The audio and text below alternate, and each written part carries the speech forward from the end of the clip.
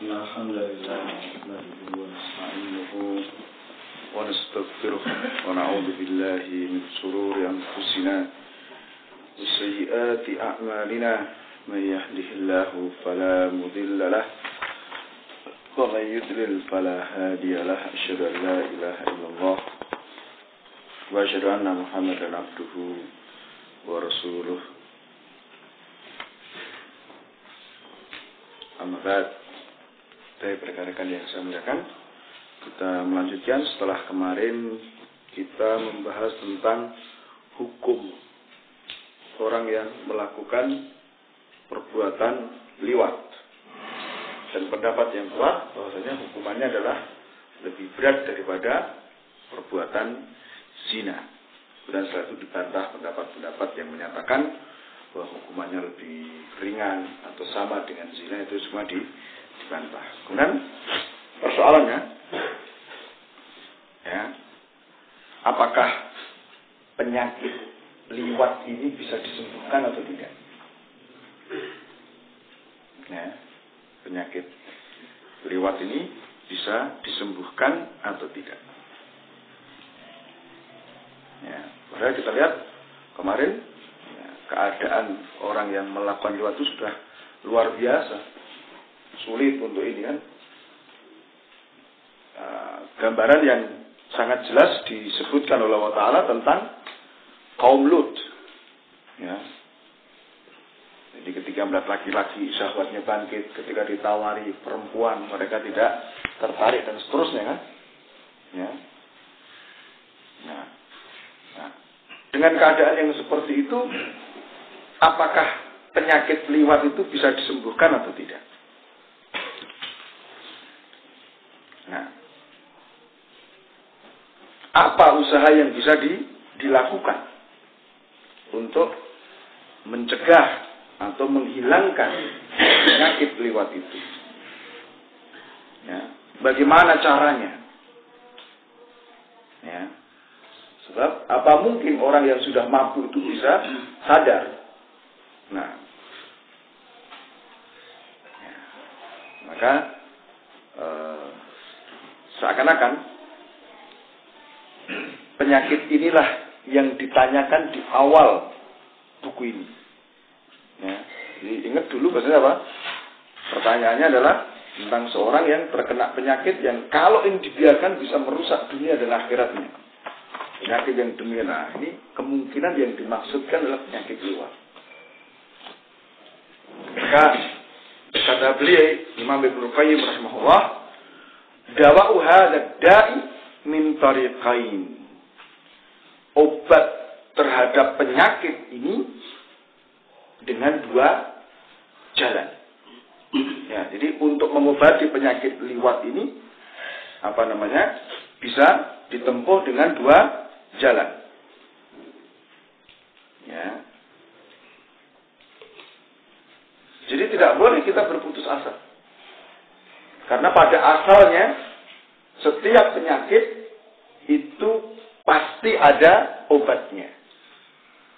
Ya, Rasulullah SAW mengatakan, ma anzalallahu min da'in illa ja'ala lahu dawa'an. Alimahu man alimahu wa jahilahu man jahilah. Tidaklah Allah menurunkan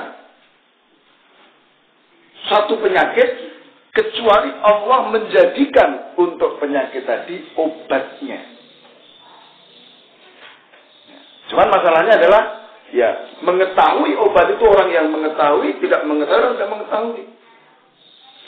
Maka kita nggak boleh putus asa. Penyakit apapun ada obatnya. Ya. Jadi jangan sampai kita mengatakan wah itu penyakit sudah. Belum. Wes, bisa. Nanti cuma jenengan tunggu di mesin jajar gitu. Dia nggak ngerti rumah jenengan. Armada air. Kalau dia tak, yo, sama. Jadi keliru kalau ada orang bilang, wah itu penyakit sudah tidak bisa diobati. Semua penyakit pada asalnya itu ada obatnya.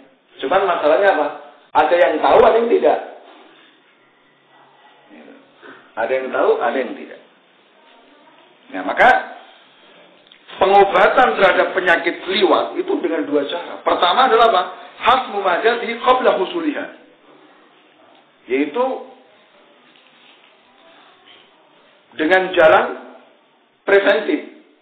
Yaitu mencegah sebelum penyakit itu mengenai.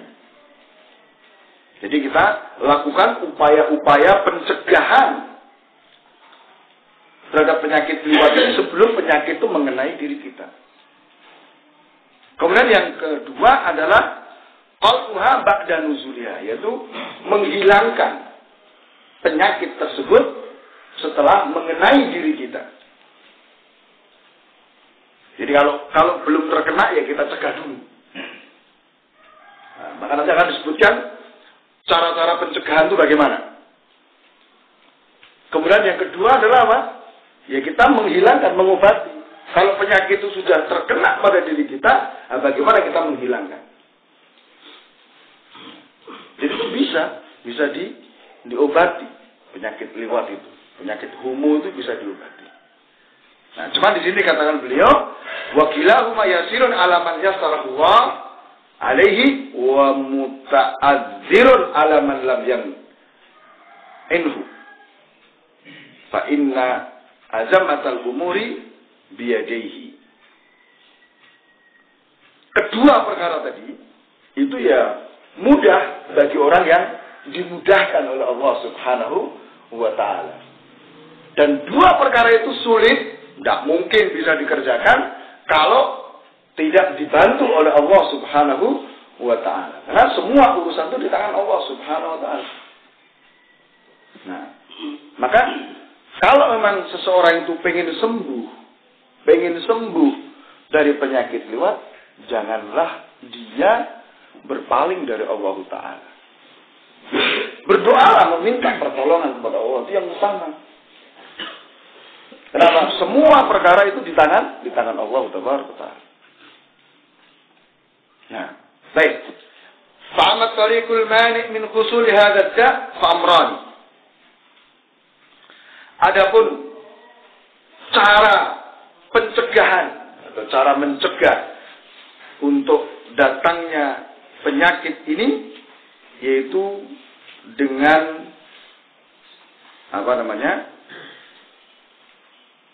dengan dua perkara. Nah,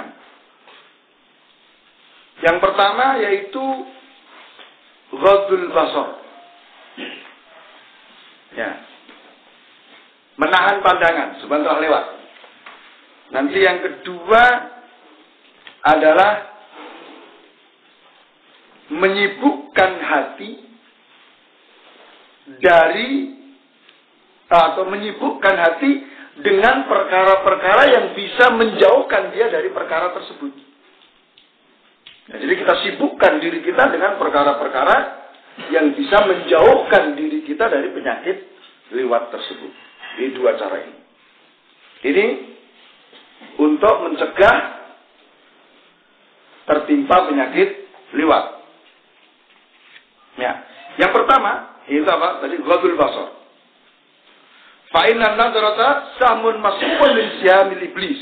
Ingat kemarin bahwa pandangan itu merupakan panah beracun dari panah-panah iblis. Maka barang siapa yang melepaskan pandangannya, maka dia akan terus dalam kesempitan, terus dalam kerugian. Ya.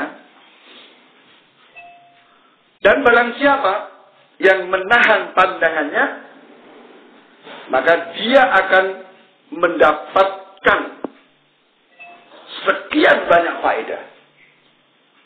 Ya, barang siapa menahan pandangan, maka dia akan mendapatkan sekian banyak faedah. Yang sebagian dari faedah itu merupakan perkara yang bisa menyembuhkan penyakit tersebut.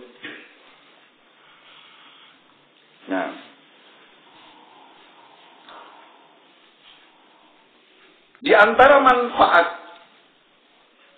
menahan pandangan, yang pertama adalah annahu imtithalul amrillah. Bahwa menahan pandangan itu merupakan bentuk pelaksanaan terhadap perintah Allah Ta'ala. Di mana menjalankan perintah Allah merupakan puncak kebahagiaan seorang hamba di dunia dan di akhirat. Nah, jadi kalau kita urutkan bahwa menahan pandangan itu faedah yang pertama adalah apa? Ini merupakan bentuk pelaksanaan terhadap perintah Allah.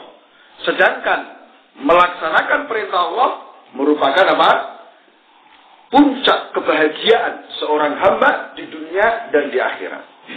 Tidaklah seorang hamba mendapatkan sesuatu yang lebih bermanfaat di dunia dan di akhirat dibanding dengan melaksanakan perintah-perintah Allah Ta'ala. Maka tidak ada orang yang bahagia di dunia dan di akhirat kecuali dengan melaksanakan perintah-perintahnya. Dan tidaklah seseorang itu celaka di dunia dan di akhirat kecuali karena dia menyia-nyiakan perintah Allah Ta'ala. Nah, ini yang harus kita pahami. Kebahagiaan itu ada pada melaksanakan perintah Allah Ta'ala. Maka semakin banyak perintah yang kita kerjakan, semakin bahagia kita. Semakin lapang dada kita. Ya. Coba kita perhatikan. Ketika kita melakukan perbuatan maksiat, pasti ada rasa khawatir. Ada ketakutan akhirnya. Seperti itu, menghilangkan kebahagiaan.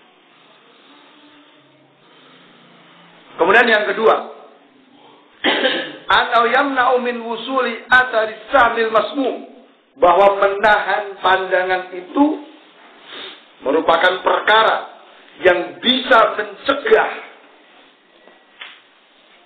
sampainya pengaruh panah beracun tersebut ke dalam hati. Ya, ingat ya, pandangan merupakan apa? Panah beracun dari iblis. Maka dengan kita menahan pandangan, ini berarti kita telah mencegah untuk sampainya pengaruh racun itu ke dalam hati. Di mana hal itu bisa jadi merupakan sebab kebinasaan dia. Nah, kemudian yang ketiga, bahwa menahan pandangan itu akan mendatangkan ketentraman hati dengan Allah Ta'ala. Menjadikan hati ini utuh, sempurna. Nah, jadi dengan menahan pandangan, jiwa kita ini tentram dengan Allah Ta'ala. Ingat di pembahasan yang lalu, bahwa perbuatan maksiat itu menjadikan kita ini buas terhadap Allah Ta'ala. Merasa tidak nyaman dengan Allah Ta'ala, kan begitu. Maka dengan menahan pandangan timbul kenyamanan dengan Allah Ta'ala, bersatu hati kita. Nah, sebab ketika kita melepaskan pandangan, maka itu akan memecah hati kita, menjadikan hati kita berkeping-keping, ya, menjauhkan hati kita dari Allah Ta'ala. Nah, maka tidak ada perkara yang lebih membahayakan terhadap hati dibanding melepaskan pandangan. Ya, karena dengan melepaskan pandangan terjadi apa? Wahsyah, kekasaran antara dia dengan Allah Subhanahu wa Ta'ala. Kemudian yang keempat, menahan pandangan itu akan menguatkan hati dan menggembirakannya. Ya, jadi menahan pandangan itu menguatkan hati dan menjadikan hati itu gembira. Kebalikannya, ketika orang itu melepaskan pandangan, maka itu akan melemahkan dan menjadikan hati itu bersedih. Kemudian yang kelima, menahan pandangan itu mendatangkan cahaya bagi hati. Ya, sebaliknya, ya, melepaskan pandangan itu mendatangkan kegelapan. Ya. Maka kalau hati itu sudah bersinar, memiliki cahaya, maka dia akan datang kepadanya ya utusan-utusan kebaikan dari berbagai sisi. Ya. Jadi bahasa kita, kalau hati itu sudah bercahaya, maka bisikan-bisikan kebaikan itu akan datang dari berbagai penjuru. Tapi kalau hati itu gelap, maka yang datang kepadanya adalah apa? Bisikan-bisikan kejelekan. Bisikan-bisikan jahat. Nah, dari berbagai macam bid'ah, kesesatan, mengikuti hawa nafsu, ya, berpaling dari sebab-sebab kebahagiaan dan seterusnya. Nah, kemudian yang keenam, menahan pandangan itu akan mendatangkan ketajaman firasat. Jadi, firasatnya menjadi tajam dan benar. Sehingga dia bisa membedakan dengan firasatnya tadi, antara yang hak dengan yang batil. Antara orang ini jujur atau tidak, dia punya firasat. Dan firasatnya tajam. Nah,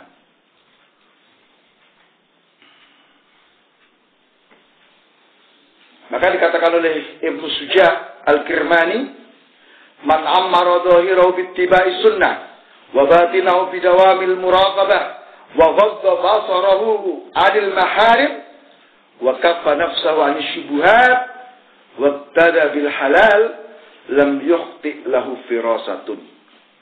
Barang siapa yang penampilan fisiknya itu ya ramai dengan ittiba kepada sunnah, batinnya dipenuhi dengan sikap muraqabah kepada Allah. Jadi batinnya merasa terus diawasi oleh Ta'ala. Kemudian dia menahan pandangan dari yang diharamkan. Menahan jiwanya dari mengikuti syubhat. Kemudian dia makan dari perkara yang halal. Tidak akan pernah salah firasatnya.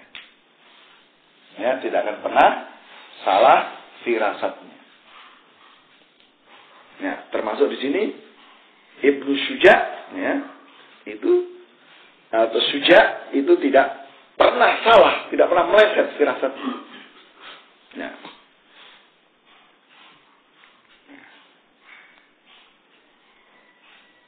Kemudian yang ketujuh, menahan pandangan itu akan menjadikan hati itu kokoh, berani, dan kuat. Ya.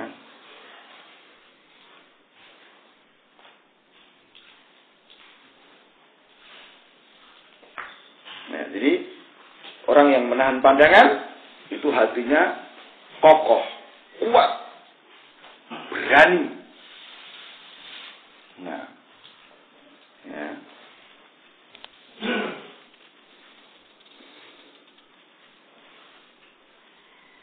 Ini berbeda dengan orang yang melepas pandangan, mengikuti hawa nafsu, maka Allah jadikan jiwanya itu rendah, penakut. Nah,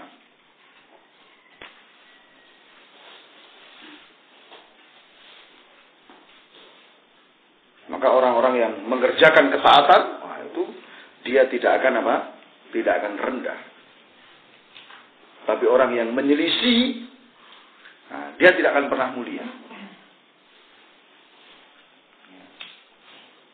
Nah, kemudian yang kedelapan, menahan pandangan itu berarti menutup semua pintu-pintu masuk syaitan ke dalam hati. Nah, ingat kemarin pintu-pintu maksiat itu ada 4 toh. Awalnya adalah dari pandangan. Maka begitu pandangan kita tahan, selesai. Pintu lain tidak akan muncul kan. Tidak ada muncul pikiran-pikiran jahat. Ya kan? Tidak ada muncul angan-angan jahat. Ya? Tidak ada tindakan. Tidak akan ada ucapan-ucapan yang jahat. Kenapa? Sumber utamanya sudah ditutup. Jadi dengan menahan pandangan, ya berarti kita telah menutup semua pintu-pintu syaitan yang mengarah pada hati kita. Ya, karena syaitan itu masuk ke dalam hati kita melalui pandangan. Nah,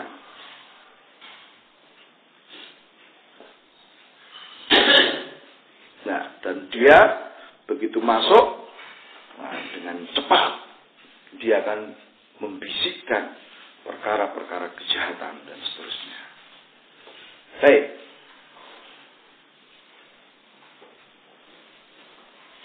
Yang ke-9.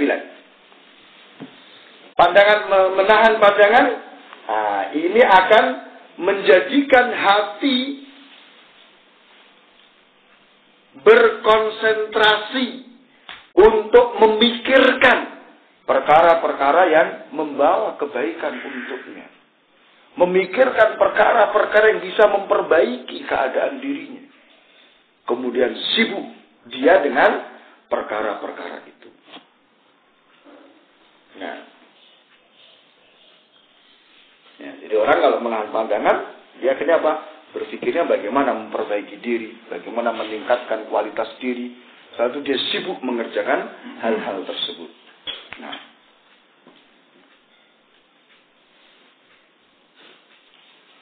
ini beda dengan orang yang melepaskan pandangan. Dia akan dilalaikan. Dia akan dihalangi dari memikirkan perkara-perkara yang membawa manfaat untuk dirinya. Nah, kemudian yang ke-10, ya,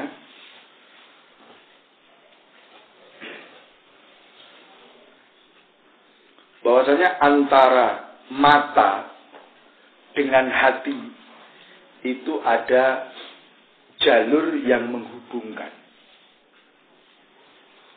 Ya. Jadi kalau mata itu baik, ya hatinya jadi baik.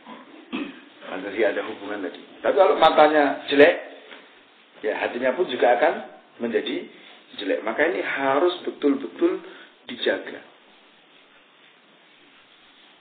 Nah,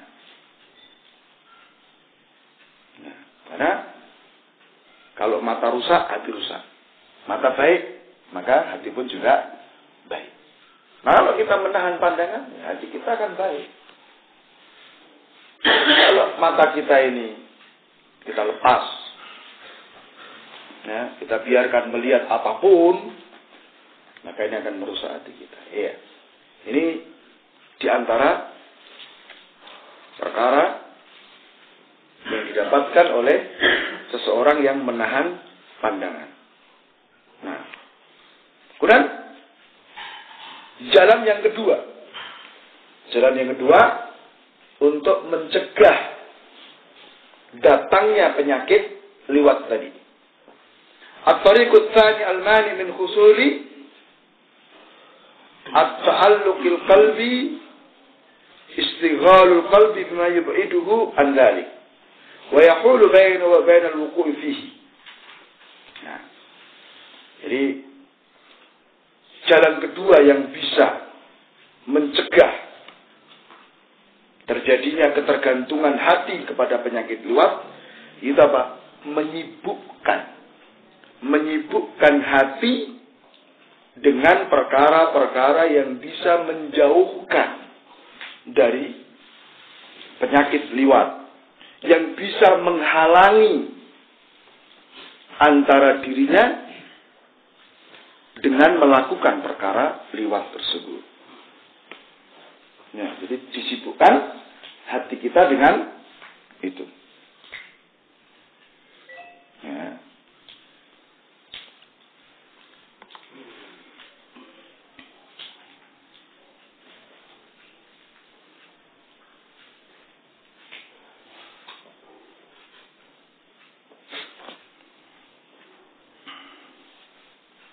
Nah, maka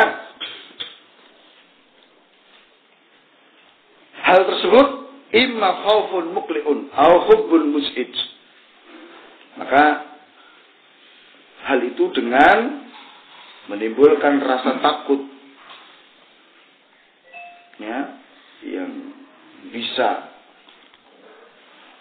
menjadikan dia ketakutan atau kecintaan. Ya. Maka ketika hati itu kosong dari rasa takut atas apa yang dia terluput padanya, maka hal itu akan membahayakan dia dari mendapatkan apa yang dia sukai. Nah, atau kebalikannya. Ya. Maka dalam hal ini, seseorang itu tidaklah meninggalkan sesuatu yang dicintai, kecuali karena sesuatu yang lebih lagi dia cintai. Maksudnya begitu. Ya kan? Seseorang itu tidak akan meninggalkan sesuatu yang dia suka, kecuali karena ada sesuatu yang lebih dia sukai daripada yang pertama tadi. Demikian pula, seseorang itu tidak akan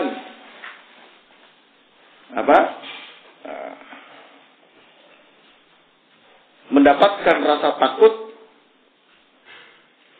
ya, melebihi apa yang paling dia khawatirkan akan bahaya. Nah, jadi ketakutan itu muncul ketika dia merasa khawatir kehilangan apa yang paling dia suka. Nah, maka di sini, ya, seseorang ketika dia bisa berpikir seperti ini, liwat, mungkin dia mendapatkan kesenangan di situ, ya kan? Kesenangan liwat. Tapi kalau dia memahami ada sesuatu yang lebih menyenangkan daripada liwat, tentu dia akan tinggalkan hal ini. Dia akan tinggalkan liwat tersebut. Nah, atau seandainya dia menyadari bahwa liwat ini akan menyebabkan dia kehilangan sesuatu yang paling dia suka, maka dia pasti akan tinggalkan liwat itu. Nah, ya. Tapi kalau orang itu tidak memahami yang seperti ini, dia tidak akan tinggalkan. Dia pasti akan memilih yang seperti itu. Ya. Jadi yang kedua ini adalah apa? Ya, kita sibukkan diri kita dengan hal-hal yang menjauhkan dari perkara-perkara liwat. Kita sibukkan diri kita dengan hal-hal yang bisa mencegah kita dari perbuatan liwat, yaitu dengan melihat tadi. Dengan membandingkan apa yang kita dapatkan dari liwat dibandingkan dengan apa yang kita dapatkan dari kenikmatan Allah Subhanahu wa taala. Dan juga kita melihat dampak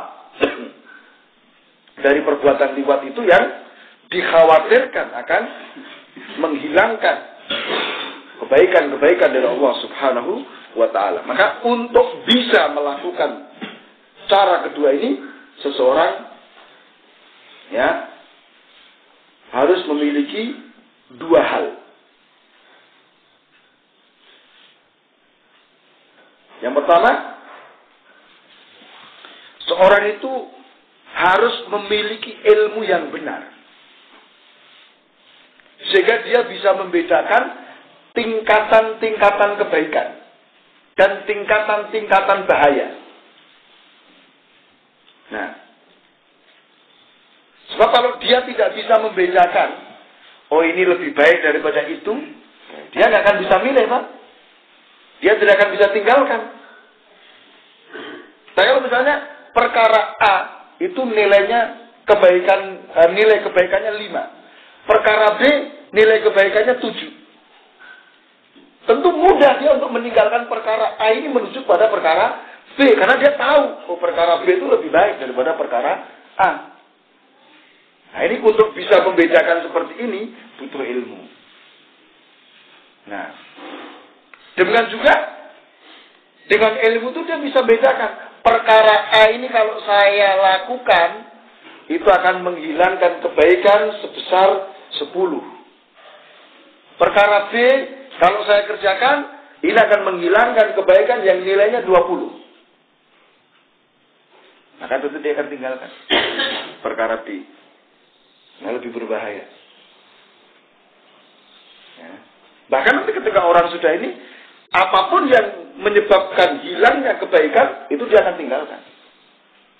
Nah, jadi dibutuhkan ilmu, sehingga dia bisa membedakan tingkatan-tingkatan kebaikan dan kejelekan.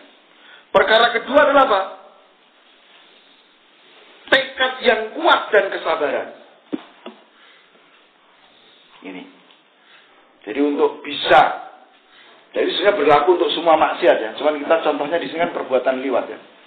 Orang kalau sudah ngerti, liwat ini sangat berbahaya. Liwat ini merupakan perkara yang menghilangkan sekian banyak kebaikan. Ya, ternyata ada perkara yang lebih nikmat dibandingkan perbuatan liwat.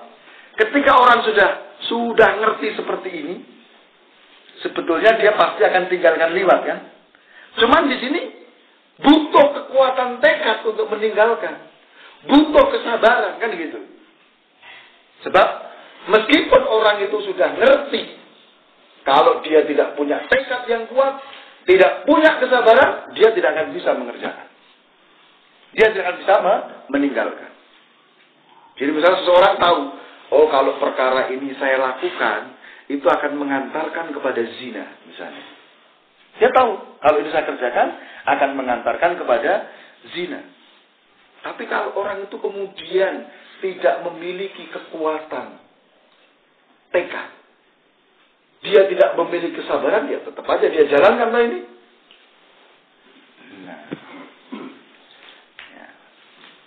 Maka berapa banyak orang yang mengerti tentang nilai-nilai perbedaan itu, tetapi dia tidak mampu untuk mengerjakan dan memilih yang terbaik untuk dirinya karena lemahnya semangat, lemahnya tekad, dan kurangnya kesabaran. Nah, maka yang seperti ini jelas dia tidak mendapatkan manfaat dengan ilmu yang dia miliki. Nah, maka dua perkara ini, ya, harus dimiliki oleh seseorang. Ya.